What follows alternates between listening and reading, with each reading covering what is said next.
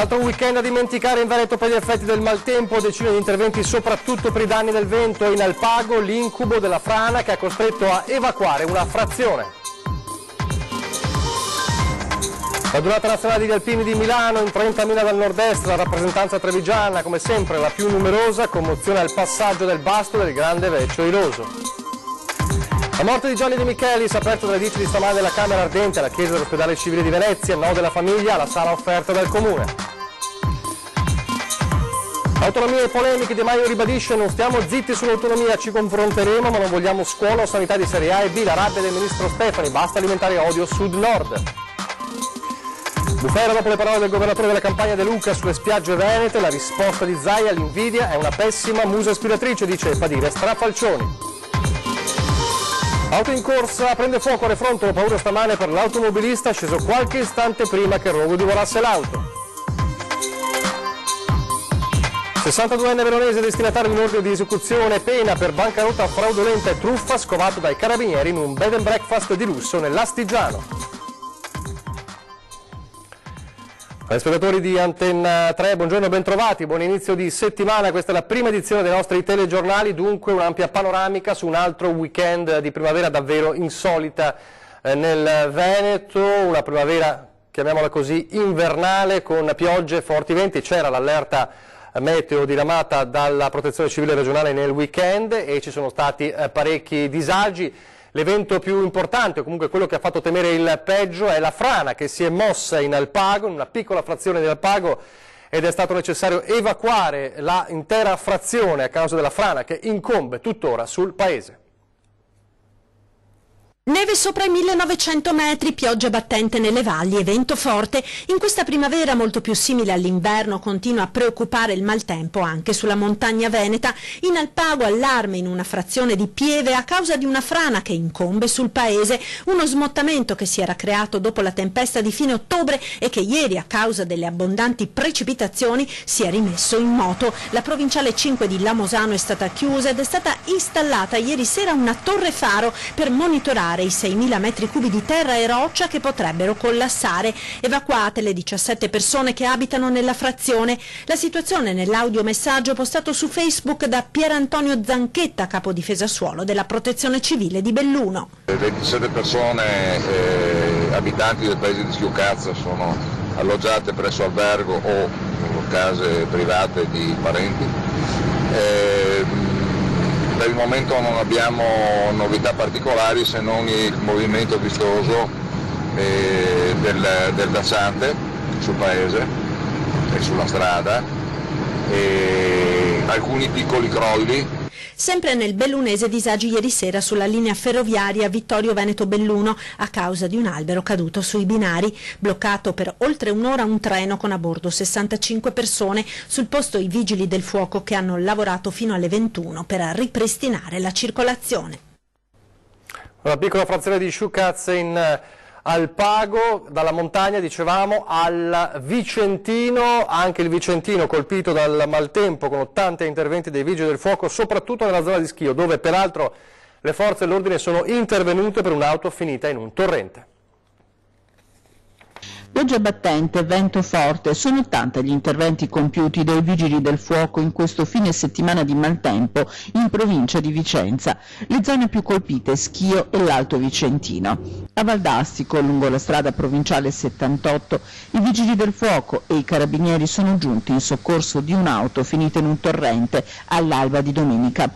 All'interno c'erano 3 giovani portati in salvo con l'aiuto dei 2 operatori speleo alpino fluviali dei vigili del fuoco che hanno raggiunto l'auto con i ragazzi e dopo aver predisposto una linea vita e fatto indossare i dispositivi di sicurezza li hanno fatti uscire incolumi. Invase dai detriti parecchie strade a partire dalla zona del Tretto a Schio, dove nella notte tra sabato e domenica vigili del fuoco e carabinieri sono intervenuti per mettere in sicurezza la strada e permettere ai clienti di un locale di tornare a casa sani e salvi. Sopralluoghi per frane, detriti infine anche sulla strada che da Orgiano porta ad Alonte. E maltempo e danni nel fine settimana anche nel Padovano, soprattutto nella zona dell'Alta Padovana.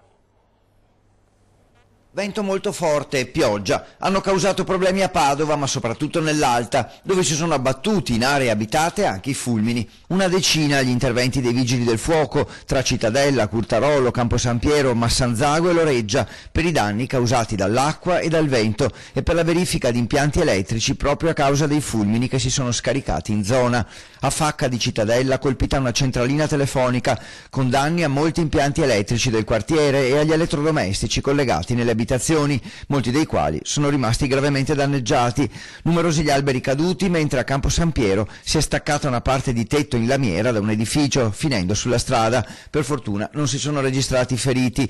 A Massanzago un albero è caduto su un'auto in transito, schiacciandola. La donna al volante è rimasta incastrata e salvata dai Vigili del Fuoco, ma miracolosamente illesa. Danneggiati anche molti cartelli stradali.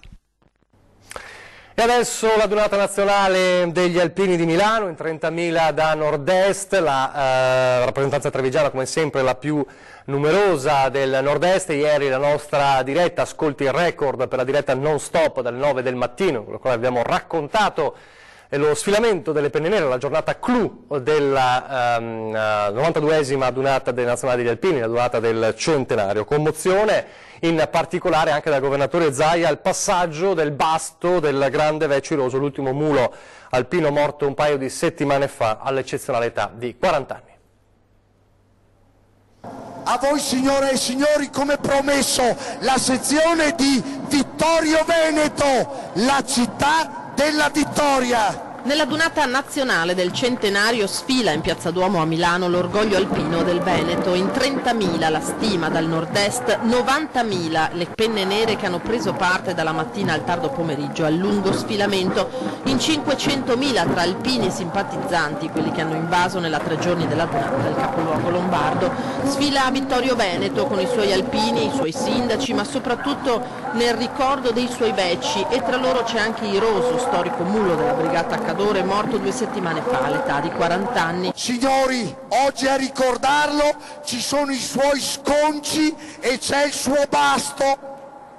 Ora Iroso senza il basto, sii felice con loro. C'è Tony De Luca, l'alpino che lo salvò dal macello, a spingere il carrello col basto di Iroso, a cui il governatore Luca Zaia dedica un post su Facebook. Il ricordo di Iroso, il mulo alpino più vecchio d'Italia, piomba sulla Donata, scrive: un silenzio commosso lo accoglie e tutti rendiamo omaggio a questo generale che ci ha lasciato da poco. Sfilano le sezioni storiche, Valdobbiadene, Conegliano, Treviso, sotto gli occhi del ministro della difesa Elisabetta Trenta.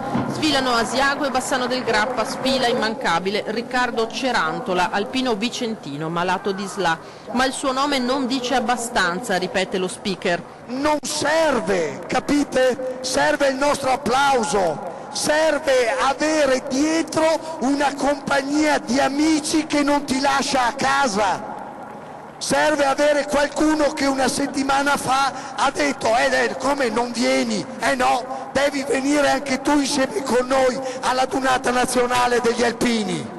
Gli alpini, forza di primo soccorso nelle emergenze, una delle anime principali della protezione civile nazionale, ma anche presenza silenziosa, quotidiana nel sociale di comunità grandi e piccole. Sfilano i nomi e i simboli delle montagne venete legati a doppio filo agli alpini e alla storia d'Italia dell'ultimo secolo. Sfila il Veneto intero, da Belluno a Venezia, da Padova a Vicenza, e infine il passaggio della Stecca con la città della Donata 2020. Altra regione, altro orizzonte, quello del mare di Rimini.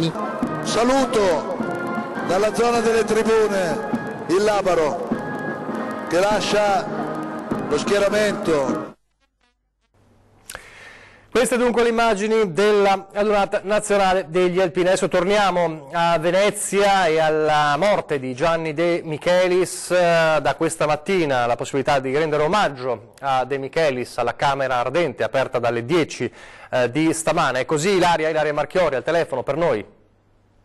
Buongiorno da Venezia, è stata aperta questa mattina alle 10 nell'androne antistante la chiesa con ingresso dalla fondamenta dei mendicanti la camera ardente di Gianni De Michelis, scomparso, lo ricordiamo, sabato all'età di 78 anni dopo una lunga malattia all'ospedale civile di Venezia.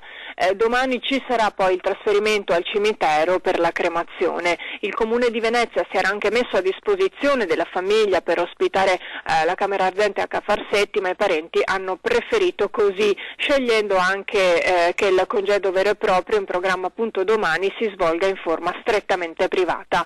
Nel pomeriggio alle 17 gli amici che con lui hanno militato nel Partito Socialista si troveranno sempre in campo Santi Giovanni e Paolo nei pressi dell'ospedale per condividerne la memoria e una breve cerimonia informale di commemorazione. Sono stati tantissimi i messaggi di cordoglio che si sono succeduti dopo la notizia della sua scomparsa in questi giorni, scomparsa che, lo ricordiamo, segue di pochi mesi quella del fratello Cesare, editore della Marsilio.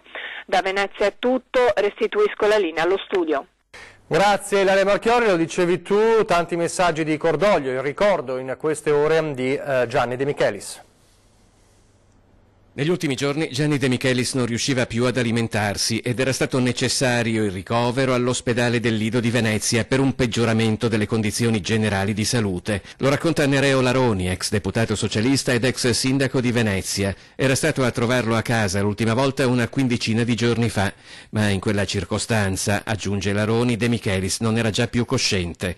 Commosso anche il ricordo di Maurizio Sacconi, l'ex ministro del lavoro, era legato a De Michelis da una stretta amicizia e militanza nel PSI. Sacconi ricorda la capacità di De Michelis di coniugare l'azione pubblica con una visione di lungo periodo. De Michelis aveva una conoscenza larga che alimentava continuamente sia con la lettura che con l'esperienza, e questo lo portava ad avere visioni straordinarie, a prevedere, come recentemente ha ricordato Boris Johnson, a prevedere con circa 30 anni di anticipo la grande invasione migratoria, sollecitando quindi l'Europa ad investire nello sviluppo dei paesi della sponda sud del Mediterraneo. Una visione politica e amministrativa di lungo periodo riconosciuta anche dall'attuale sindaco di Venezia.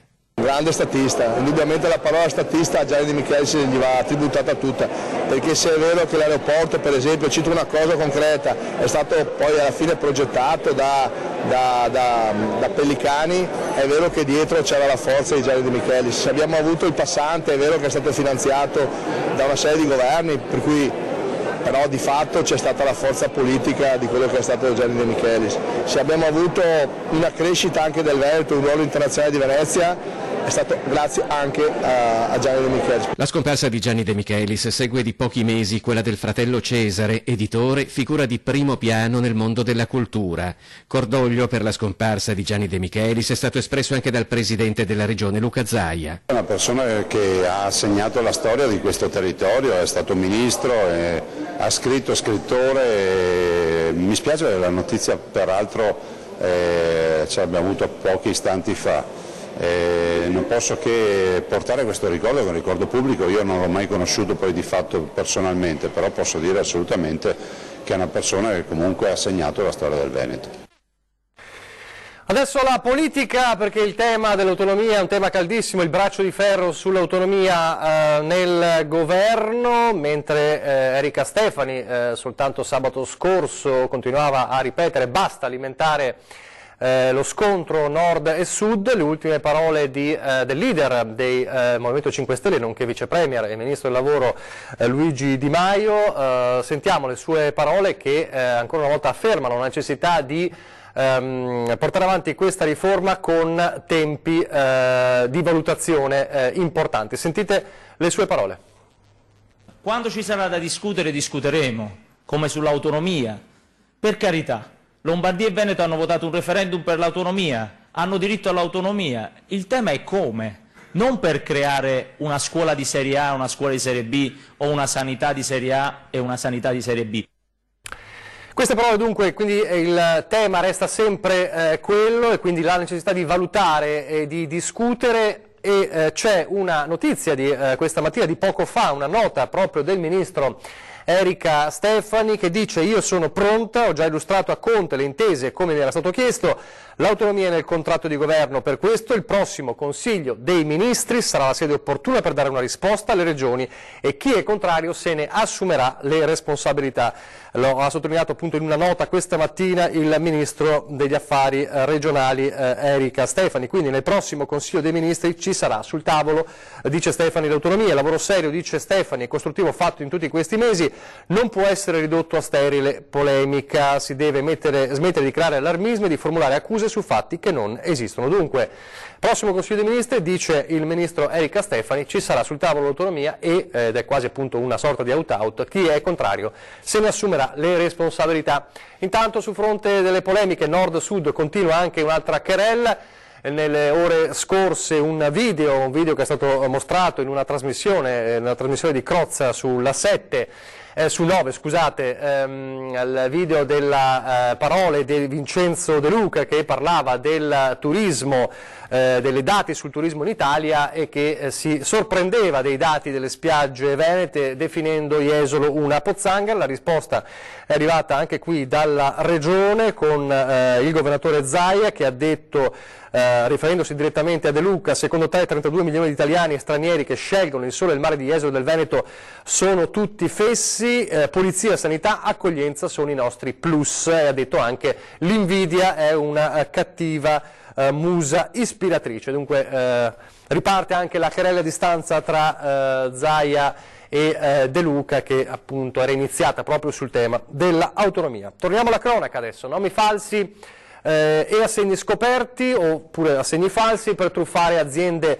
vitivinicole o di prodotti alimentari. I carabinieri hanno arrestato a Moncalvo nell'Astigiano un 62enne originario della provincia di Verona che è stato sorpreso a trascorrere il fine settimana in un bed and breakfast di extra lusso, ma era destinatario di un ordine di esecuzione pena del Tribunale di Treviso per i reati di bancarotta fraudolenta, truffa e ricettazione.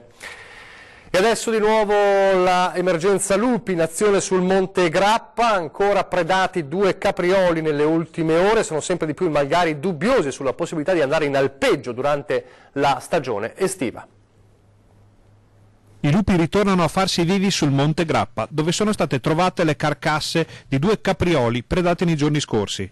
Uno dei 2 ungulati è stato sbranato in mezzo alle case della località Lepre di San Nazario, l'altro invece a 2 passi dal centro abitato di Pove. L'ultimo blitz dei lupi era andato in scena giusto un paio di notti fa nella zona di Conco e di recente un esemplare è stato avvistato ad Asiago, nella via che porta allo stadio cittadino. A questo punto molti imprenditori agricoli hanno già annunciato che quest'anno non saliranno in alpeggio per evitare danni eccessivi alle mandrie e a meno di un mese dalla monticazione questa notizia mette in agitazione anche i comuni della Pedemontana e dei rilievi bassanesi. È un grosso problema, come sindaco in particolare ma anche come presidente dell'Unione, perché abbiamo varie malghe, tutte che sono ben tenute da parte dei comuni, sono un po' il nostro orgoglio. Questo fatto dei lupi, proprio adesso a ridosso della monticazione, il 2 giugno si apre l'alpeggio, pensi che solo Pove ha 140 ettari di prato, di pascolo e una potenzialità di 300 capi adulti. In questo periodo c'è una malga che ha dei soci, alcuni hanno deciso per affezione e per altre cose di non mandare più i vitelli e di limitare anche il numero degli animali. Ecco quindi la proposta dei sindaci condivisa da allevatori e da operatori del turismo. Qui non si parla di abbattimenti ma di allontanamenti. Noi vorremmo un contenimento dei capi e un allontanamento degli animali dalle zone del turismo. E il danno per gli animali nostri, per gli animali da latte, è un danno. Ma abbinato ai lupi c'è un grosso problema che è quello della gente che va a passeggiare col cane del turismo.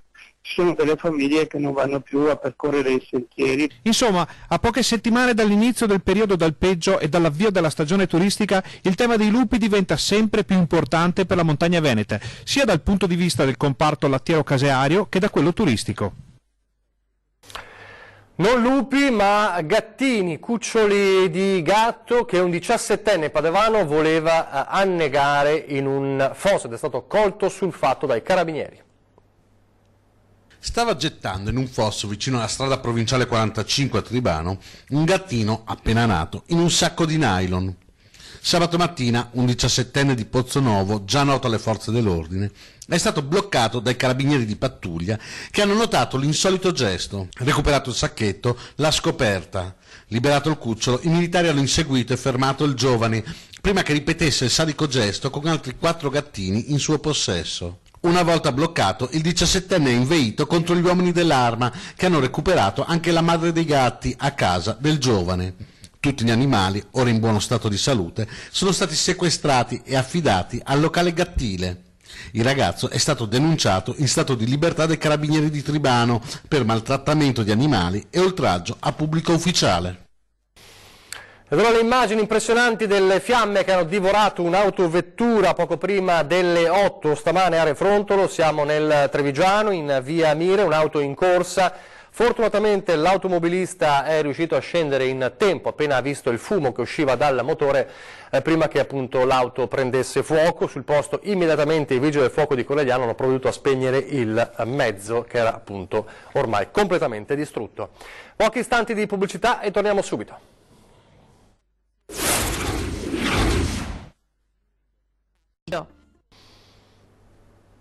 Rieccoci in studio in diretta alla prima edizione del nostro telegiornale. Andiamo a Treviso, apre una casa per migranti al centro sociale Django. I rifugiati potranno risiedere per i mesi necessari a trovarsi una abitazione e un lavoro. Nel centro sociale Django parte il progetto di residenzialità per migranti.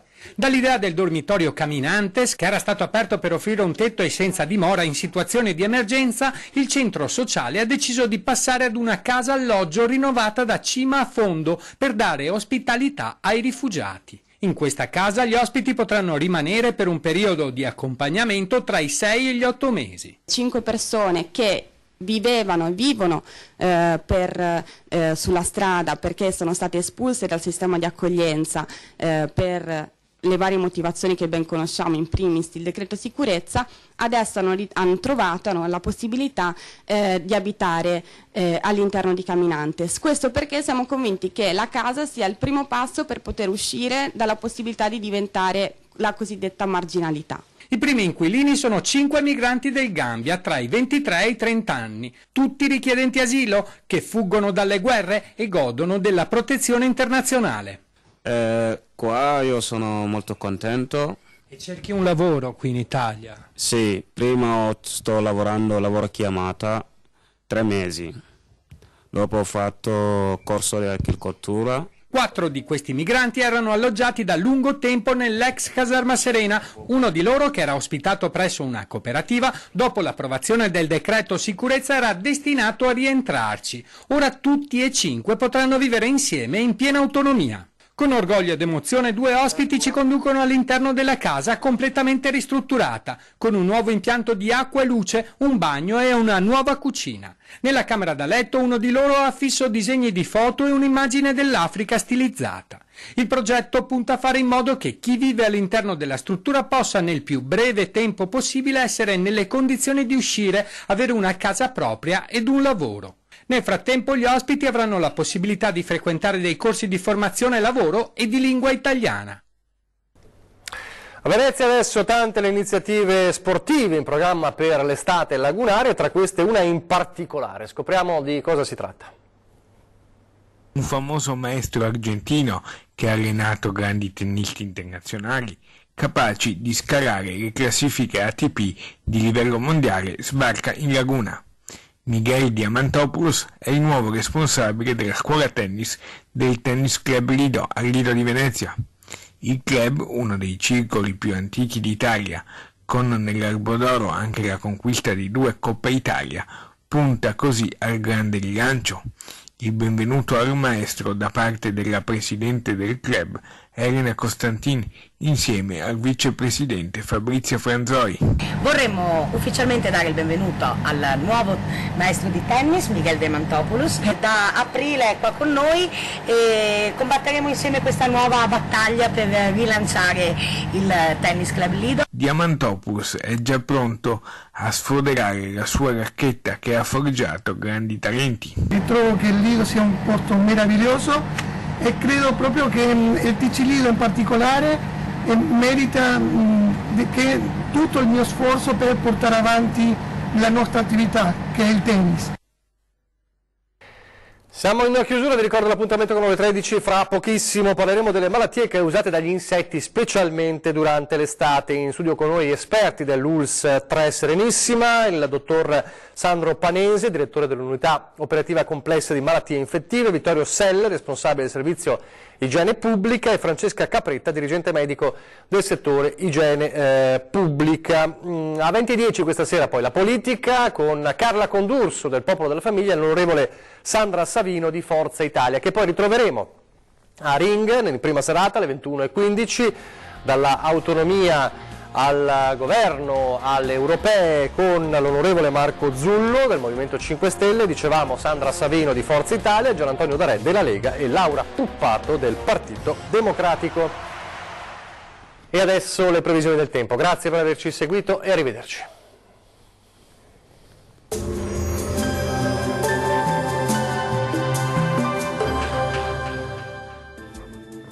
Ben ritrovati al meteo. La perturbazione influenza ancora il tempo sulle nostre regioni. Lunedì 13 maggio sarà dunque ancora all'insegna dell'instabilità. Vediamo il dettaglio. Sul Veneto avremo precipitazioni sparse ma piuttosto frequenti dappertutto. Qualche pausa maggiormente asciutta potrà verificarsi sui settori più occidentali della nostra regione. Temperature minime tra 9 e 11 gradi, massime comprese invece tra 12 e 14 gradi. Ci spostiamo ora sul Friuli Venezia Giulia, dove la situazione sarà simile, con piogge diffuse dappertutto, localmente anche forti, dal mattino e per tutta la durata del lunedì. Temperature minime tra 10 e 12 gradi, massime tra 12 e 14 gradi. Andrà un po' meglio sul Trentino Alto Adige, dove sarà più asciutto e non mancheranno ampie schiarite soleggiate. Temperature minime tra 8 e 9 gradi, massime tra 12 e 13 gradi. Bene, questo aggiornamento meteo per ora termina qui. Arrivederci.